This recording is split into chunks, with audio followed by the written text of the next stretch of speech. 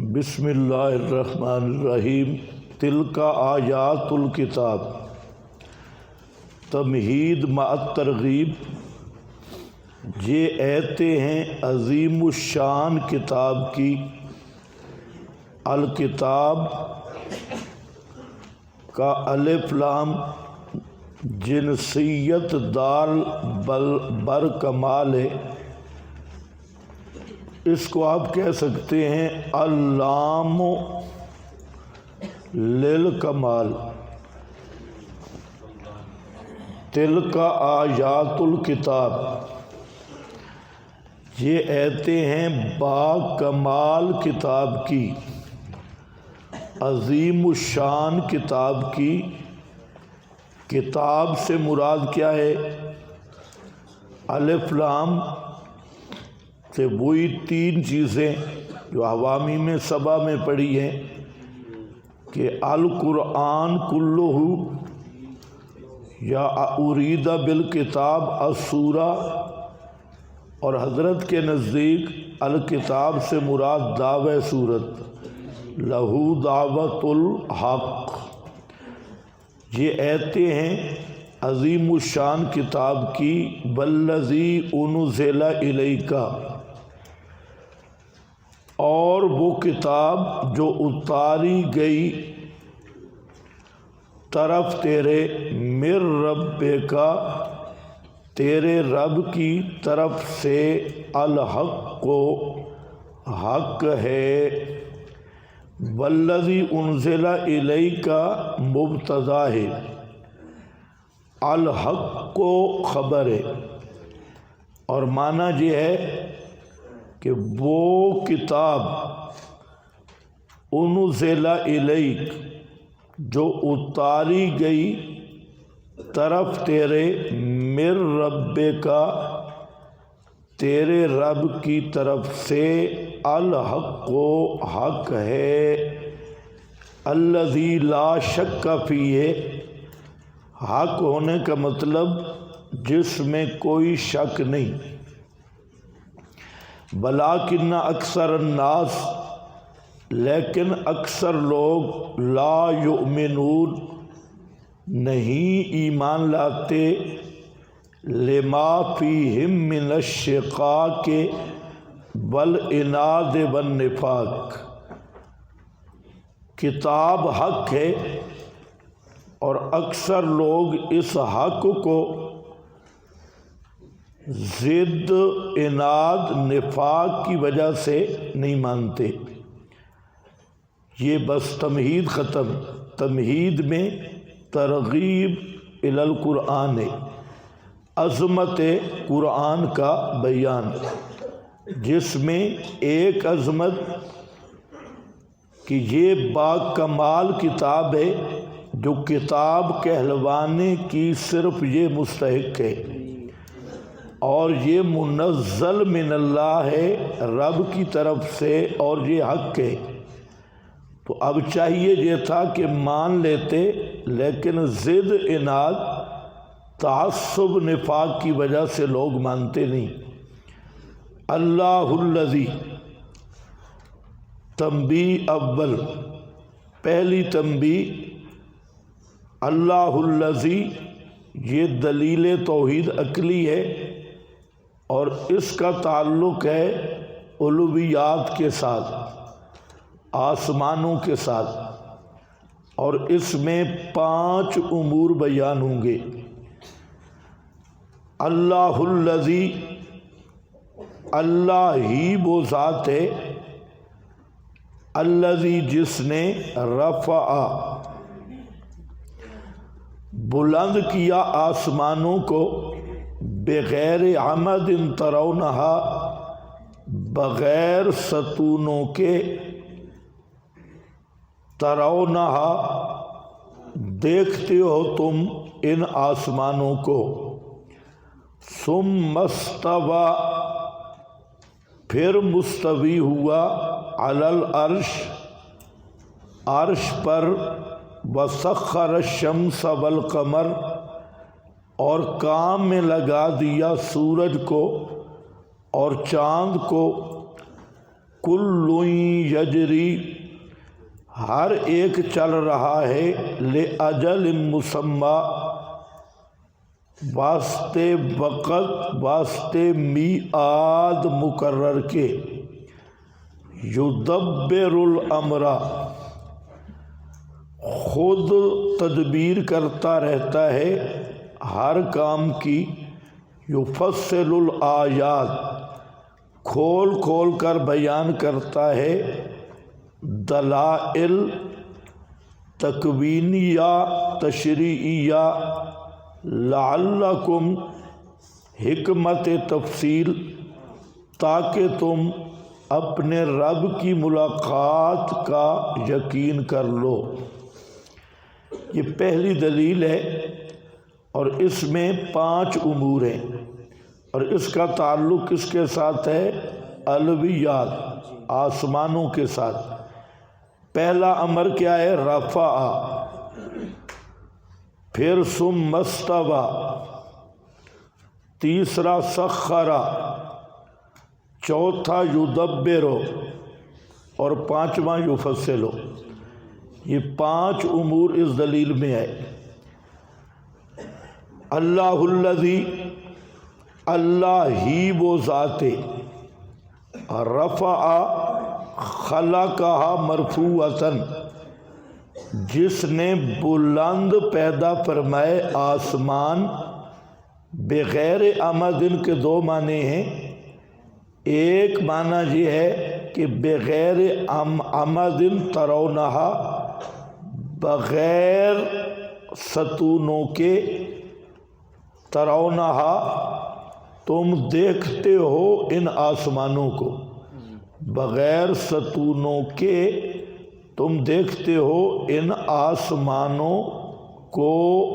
تو ترونہا کی ضمیر السماوات کی طرف لوٹے گی اس معنی پر، اور معنی ہوگا تم دیکھتے ہو ان آسمانوں کو۔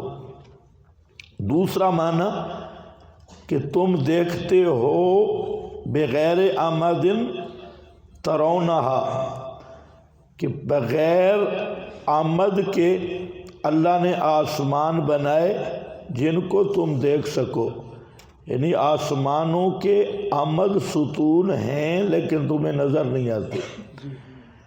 لیکن پہلی توجیہ صحیح ہے۔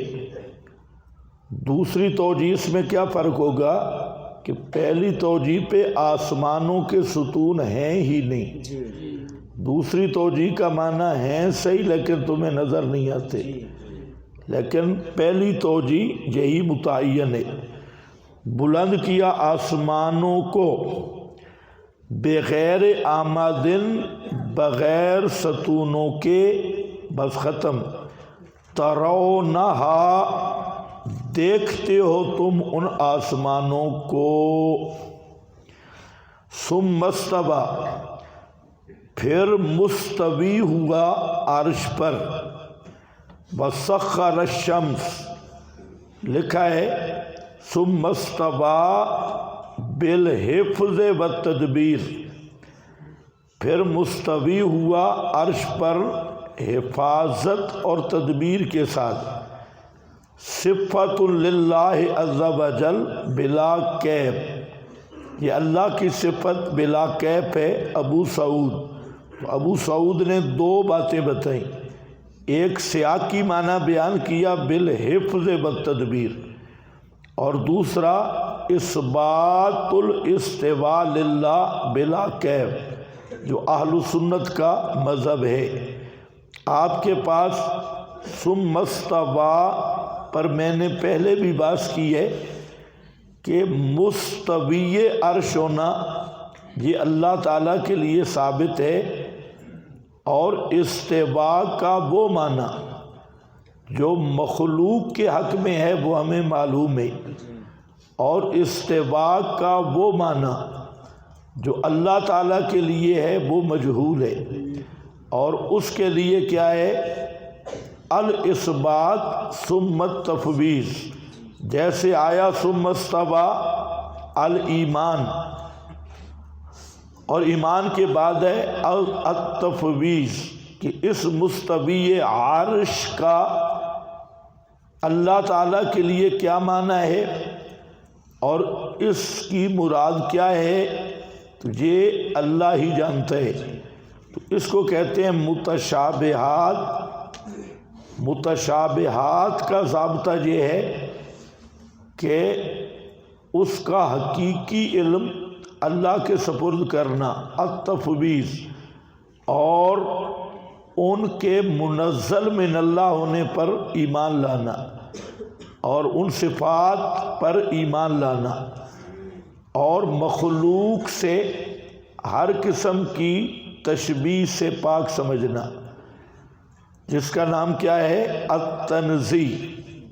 اور متشابہات کا ایسا مطلب مفہوم نہ لینا جو محکمات سے ٹکرائے اور محکمات کے مقابل ہو۔ باقی یہ اللہ تعالیٰ کی صفت علو ہے، اور یہ صفت علو کما یلیق بشانہ ہی، یہ ایمان رکھنا فرض ہے کہ اللہ کسی مکان میں مکین نہیں، کسی حیز میں متحیز نہیں۔ اگر یہ عقیدہ رکھا جائے کہ اللہ کسی مکان میں بیٹھا ہوا ہے، جیسے غیر مقلد بیان کرتے ہیں، یا کسی جگہ اور تحیز میں اللہ موجود ہے، تو پھر وہ اللہ نہیں ہے۔ جو جگہ کا محتاج ہے اور کسی حیز اور مکان کے اندر ہے تو وہ پھر محاط ہے، محیط نہیں، وہ پھر مظروف ہے، ظرف مظروف، تو وہ پھر واجب الوجود نہیں ہے۔ جو محتاج ہے کسی وجود کا، یا کوئی مکان اس کے لیے ظرف ہے، یا وہ کسی مکان کا محتاج ہے۔ جیسے ہم بیٹھتے ہیں تو ہم ایک جگہ پہ بیٹھتے ہیں، اور جگہ ہمارے لیے کیا ہوتی ہے؟ ظرف، اور ہم کون ہوتے ہیں؟ مظروف۔ اور اگر اللہ کے لیے یہ مانا جائے کہ وہ بھی کسی مکان میں موجود ہے، تو اس کا مطلب کیا ہوگا کہ مکان ظرف ہوگا اور اللہ کیا ہوگا؟ مظروف۔ ظرف مظروف سے بڑا ہوتا ہے، تو وہ مکان پھر اللہ سے بڑا ہوگا۔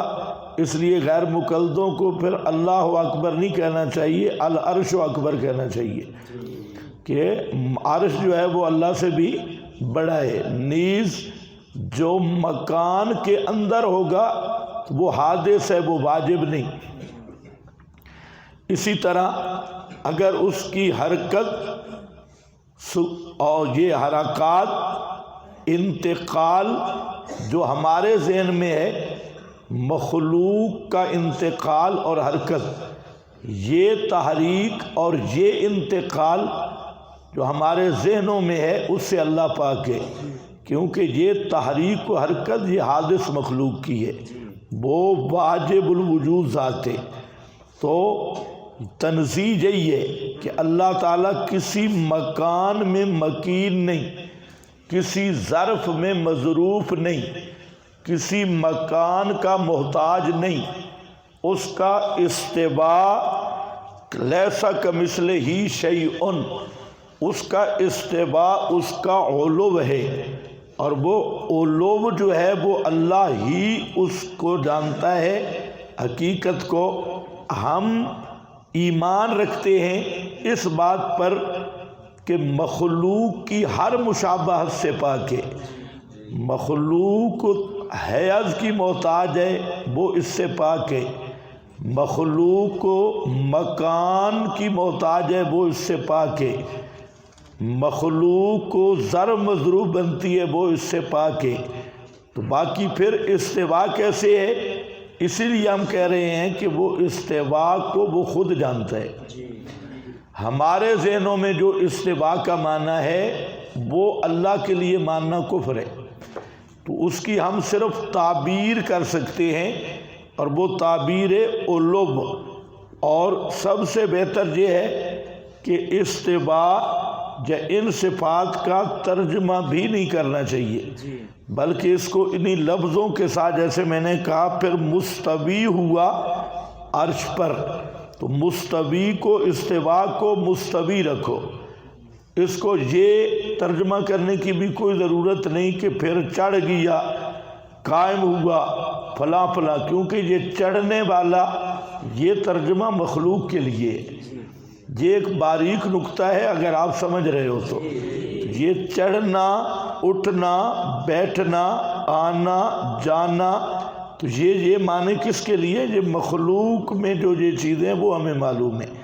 اب اس کی شان مخلوق سے مابرا ہے، تو اس کے لیے استوا یا اس قسم کے جب الفاظ آتے ہیں تو ہم عقیدہ یہ رکھتے ہیں جو ہمارے ذہن میں معنی ہیں ان سے اللہ پاک ہے۔ باقی یہ لفظ اللہ کے لیے آ گئے ہیں، اس کا کیا معنی مراد ہے یہ اللہ ہی جانتا ہے۔ تو اس کا نام ہے الایمان ثم تفویض۔ لیکن غیر مقلد کیا کرتے ہیں؟ وہ معنی مخلوق والا کر کے تو پھر کہتے ہیں والکیف مجہول، الو تم نے معنی مخلوق والا کیا ہے تو پھر مجہول کدھر ہے؟ پھر تو معلوم ہے کہ ہمارا تخت پہ بیٹھنا یہ معلوم ہے، اب تم یہ معنی اللہ کے لیے کہہ کے آگے کیف مجہول کہہ رہے ہو، تو معنی کر کے تو بہتر یہی ہے کہ ان کا معنی ہی نہ کیا جائے اور اس کو اسی طرح رکھا جائے مستوی عرش ہے۔ اس پر آپ کے پاس جہاں حوالے بہت سارے لکھے ہیں، کچھ خود دیکھ لو، تھوڑے سے میں پڑھ دیتا ہوں۔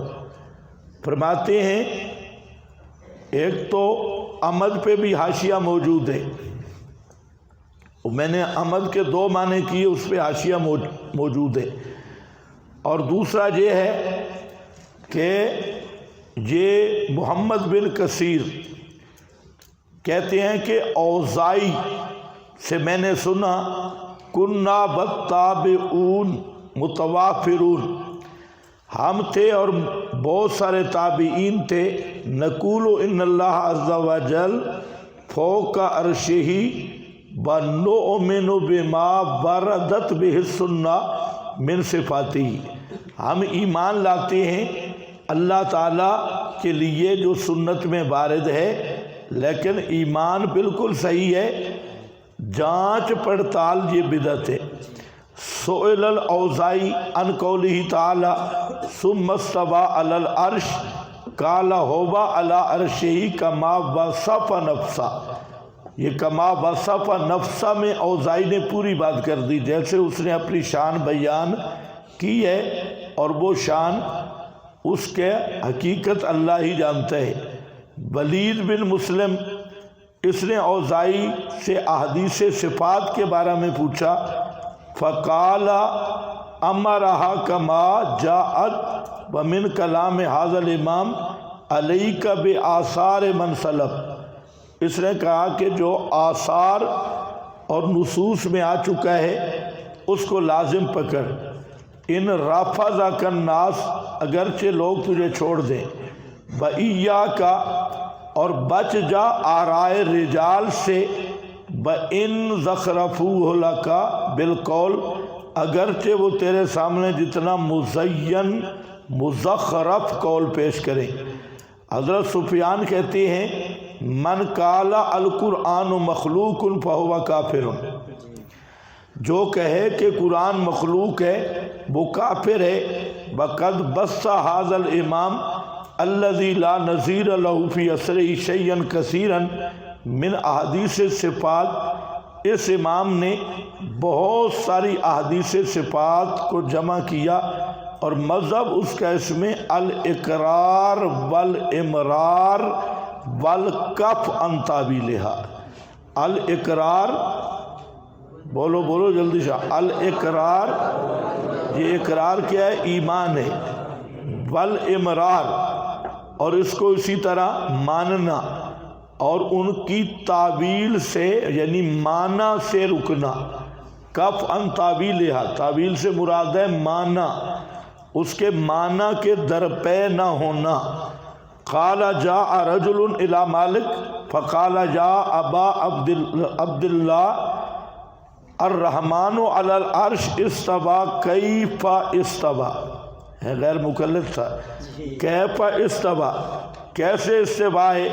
قال فما رأیت مالکا میں نے کبھی مالک کو اتنے غصے میں نہیں دیکھا تھا جتنا یہ سن کر اس کے قول سے غصے میں ہوا، اور اس نے بہت سخت امام مالک پریشان ہوئے۔ وقال الکیف غیر معقول والاستواء منہ غیر مجہول والایمان بہ واجب۔ اس قول مالک کے متعلق بعض نے کہا کہ یہ امام سے ثابت نہیں ہے۔ بل استواء منہ غیر مجہول والایمان بہ واجب والسؤال عنہ بدعہ، اس میں بحث کرنا بدعت ہے۔ وانی اخاف ان تکون ضالا، مجھے تو خطرہ ہے کہ تو گمراہ ہے جو ایسی باتیں کر رہا ہے، ضالا۔ اسی طرح امام ابو یوسف رحمہ اللہ نے فرمایا من طلب الدین بالکلام، جس نے منطق اور فلسفہ کے ذریعے دین کو طلب کرنے کی کوشش کی تو وہ زندیق ہے۔ ومن طلب المال، اور جس نے کیمیا خاص خاص نسخوں کے ذریعے مال کمانے کی کوشش کی تو وہ افلس ہے۔ ومن تتبع، اور جو آدمی غریب الحدیث کے پیچھے چلا گیا، غریب الحدیث کا مطلب جو غیر معروف احادیث ہیں، تو اس نے جھوٹ بولا۔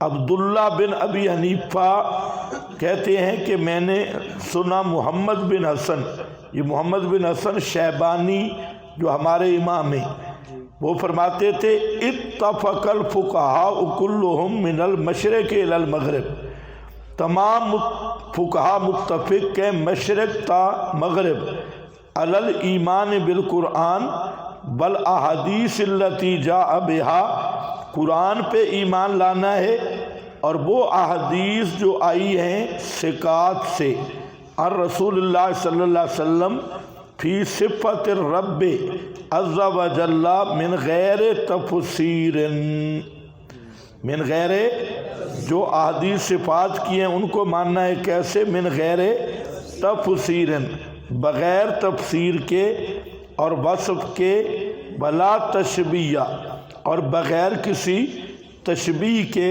فمن فسر شیئا من ذالک فقد خرج مما کان علیہ النبی وفارق الجماعت، جس نے استواء یا ان چیزوں کی تفسیر اور معنی بیان کیا تو وہ پیغمبر کے دین سے بھی خارج ہے اور جماعت مسلمین سے بھی خارج ہے۔ امام محمد بن ادریس شافعی ناصر الحدیث فرماتے ہیں قال القول فی السنۃ التی انا علیہا برأیت علیہا الذین رأیتہم، میں جس طریق پہ ہوں اور میں نے جن اکابر کو دیکھا ہے جیسے سفیان ہیں، مالک ہیں، اور اس کے علاوہ وہ کہتے الاقرار بشہادت اللہ الہ الا اللہ وان محمد الرسول اللہ وان اللہ علی عرشہ فی سمائہ یقرب من خلفہ کیف شاء وینزل الی السماء الدنیا کیف شاء وذکر، باقی اس نے یہی عقیدہ ذکر کیا۔ اور ہمیں ابو موتی الحکم بن عبداللہ البلخی جو صاحب ہے فقہ اکبر کا، فقہ اکبر معروف ہے نا، امام ابو حنیفہ نے لکھی ہے، تو امام صاحب ہی کہہ رہے ہیں کہ یہ ہے ابو موتی الحکم، یہ اس کو یاد رکھنا، اس کی میں بعد میں بات کروں گا، اس کی لکھی ہوئی فقہ اکبر، تو یہ شاگرد ہے امام کا۔ سألت ابا حنیفہ عمن یقول لا عارف ربی فی السماء او فی الارض فقال قد کفر، میں نے کہا کہ جو آدمی کہتا ہے مجھے معلوم نہیں اللہ آسمانوں میں ہے زمین میں ہے، قد کفر، لأن اللہ تعالی یقول الرحمن علی العرش استوى وعرشہ فوق سماواته فقلت انہ یقول اقول علی العرش استوى ولكن لا يذر العرش فی السماء او فی الارض، مجھے نہیں پتہ کہ عرش آسمانوں میں ہے یا زمین میں. قال اذا انکر انہ فی السماء فقد کفر. تو اگر بلندی میں سما سے مراد علو ہے اس کا منکر ہے تو وہ کافر ہے. خلاصہ یہی نکلا. یہ چند فتاوی جات میں نے آپ کو دکھایا کہ کیسے تکفیر امام بھی کرتے ہیں اور بہترین کر کے کرتی ہیں.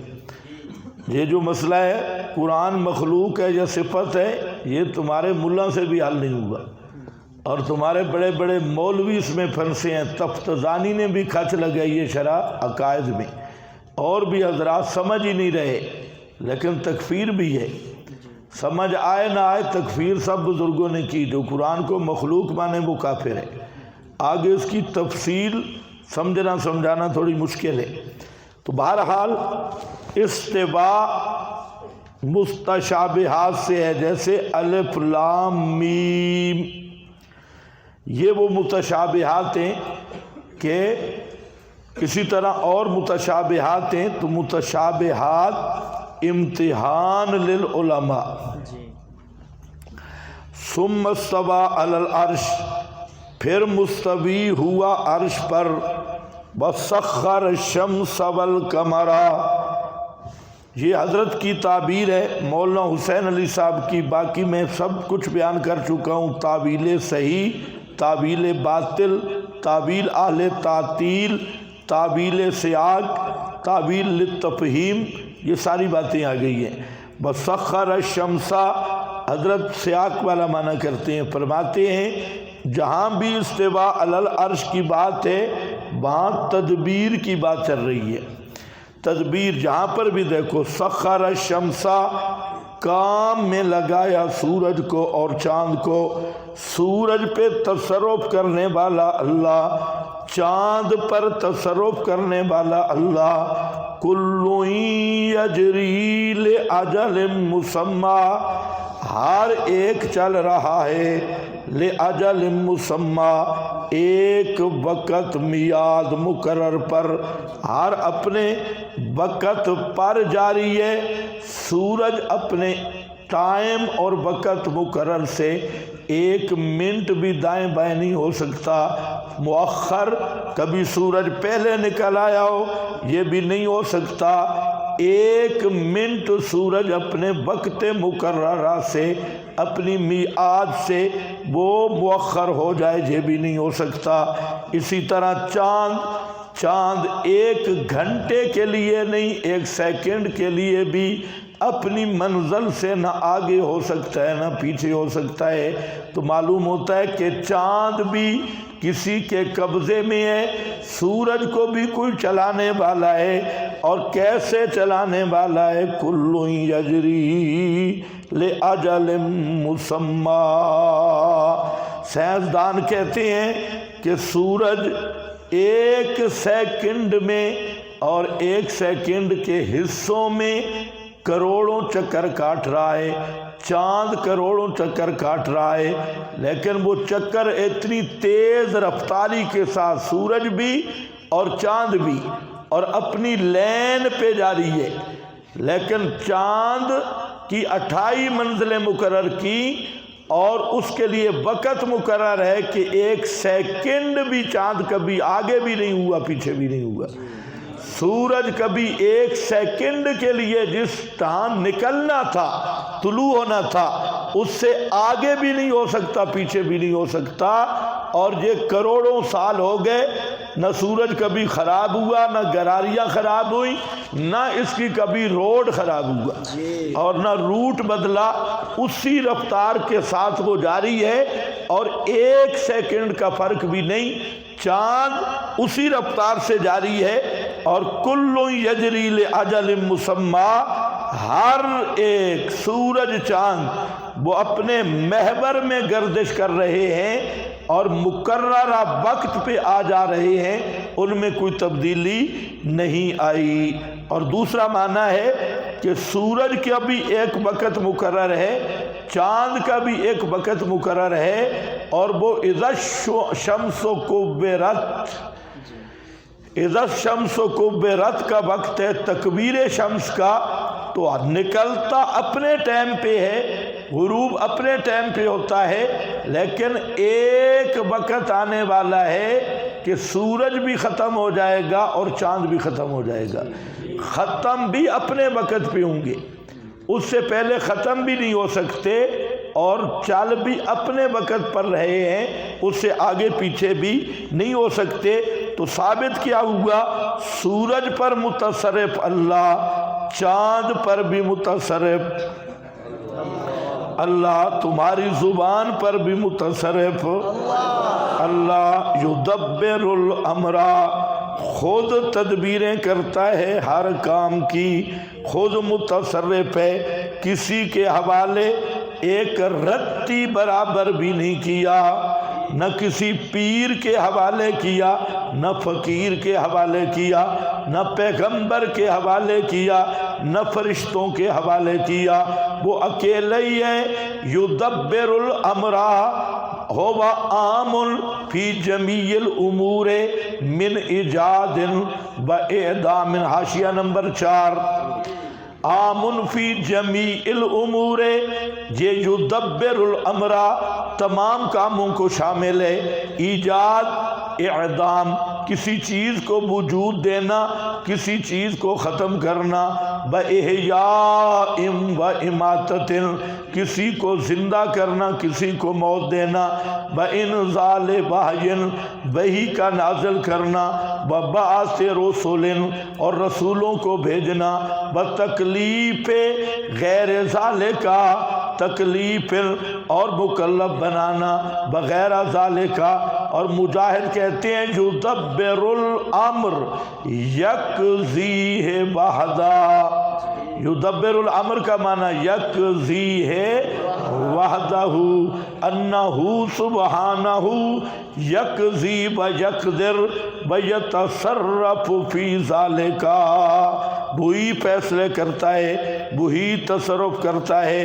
وہ اس طرح نہیں ہے کہ یہ جو کہتے ہیں کہ احد سے احمد اور احمد سے تجھ کو سب کن مکن حاصل ہے یا غوث، یا وہ ابلیس اعلیٰ حضرت کہتا ہے کار عالم معزون بھی ہے، مختار بھی ہے، اور کار عالم کا مدبر بھی ہے عبد القادر، کار عالم کا مدبر بھی ہے عبد القادر۔ بتاؤ یہ مومن ہے یا مشرک ہے؟ یدبر الامر، سب کاموں کی تدبیریں کرنے والا صرف اللہ۔ یفصل الآیات، کھول کھول کر بیان کرتا ہے اس کی تدبیر۔ ایک یہ بھی ہے کہ اس نے ادلہ تکوینیہ بھی قائم کی ہیں، تشریعیہ بھی قائم کی ہیں، کھول کھول کر بیان کرتا ہے آیات۔ لعلکم، یہ حکمت تفصیل آیات، جو یفصلوں میں تفصیل ہے اس کی حکمت کا بیان ہے، تاکہ تم اپنے رب کی ملاقات کے ساتھ یقین کر لو۔